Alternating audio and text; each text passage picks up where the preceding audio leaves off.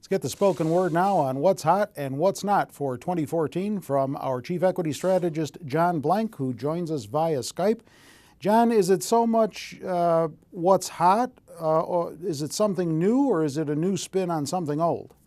It's a new spin on something old, Terry. I don't think there's anything new in the summary for January that we didn't see in December. What we've got is a leisure bid, the consumer discretionary story showing up again this month. And the spin on it this month is, the winter story, the Arctic cat story, the Polaris story. That's clearly the case that you want to look for something that's benefiting from the winter activity of the leisure shopper. But leisure and consumer discretionary spending, this story has been around for a while. Okay. The banking story. Again, we had the news from the banks this week about their loss provisions for their legal expenses from the 2008 debacle. Right. And the trading revenues are not coming in great, but the underwriting fees for the M&A deals are coming in pretty well.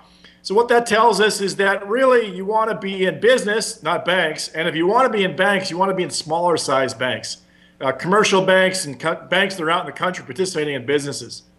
All right. Also attractive so far into the new year, materials, huh? Yeah, I think so, Terry. You still have a bid on materials. Particularly, you have a bid on containers and packaging, which is the internet corrugated box story.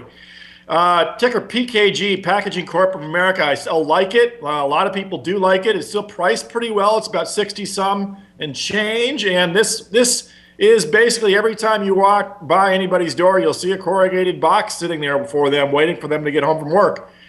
This business is driving on that internet sales growth of 15% a year, and it looks good and it looks strong, and we're seeing more and more activity even after Christmas right now. Okay, industrials also have a couple of areas worth taking a gander at.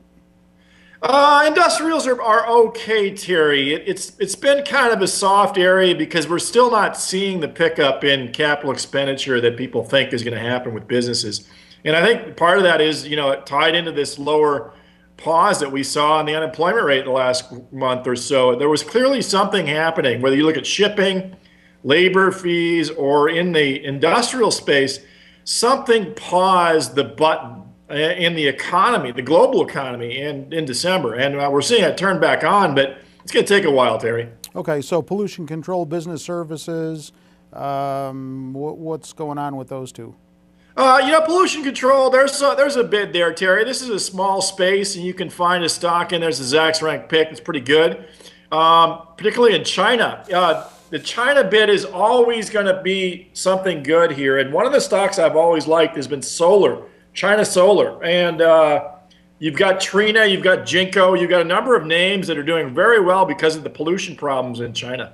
All right, let's take a look at the flip side, the not so hot side. Energy, underperforming, right? Energy is underperforming, Terry, and this is a very interesting story because you've got a build in North American production, but as you build that production out, you lower the U.S. trade balance, which is a good story, and that continues to beat up the story on the federal deficit. But prices are soft, Terry. The prices are soft in oil, they're soft in diesel, they're soft in natural gas, heating oil. Doesn't matter what you look at. Anything energy related that's not like a solar play or a wind play is getting beaten up. So unless you got a specific stock you like an MLP that pays a high dividend in a pipeline situation, I would stay away from anything in the energy space. All right, healthcare, just like a fence rider at best? Pardon me, go ahead, Terry. Healthcare, just maybe on the fence at best? Yeah, I think so. You've got Obamacare is come off, and the enrollments everybody predicted are baked into the numbers now. So you really don't have much of an upside to the story. I think if you like healthcare, you should stay with the drug stocks. There's still companies there that are Zacks ranked #1 stocks that have a good business mix and are going to grow. But the broad story, for the HMOs and the managed care plans is really baked in now, and that game is over. I want to get one more in here before we have to call time. Consumer staples, not so good, huh? Consumer staples is not so good, Terry. There is stocks there that are working, but by and large, this is a defensive area, and this is an aggressive market.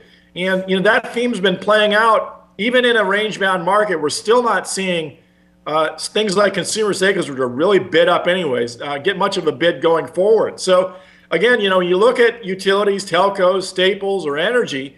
You look at the old defensive stories, and unless you're an income, looking for income, this is not where you want to be. All right, there you have it. The hot and the not so hot with John Blank, our Chief Equity Strategist. And with John, I'm Terry Ruffalo.